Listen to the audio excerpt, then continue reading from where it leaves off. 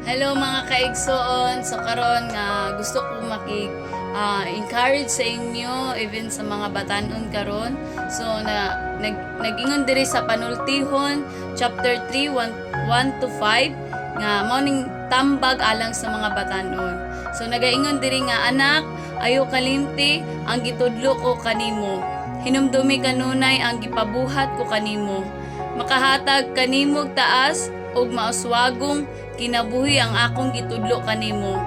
Ayaw gayud isalikway ang pagkabuutan ug pagkamatinud-anon.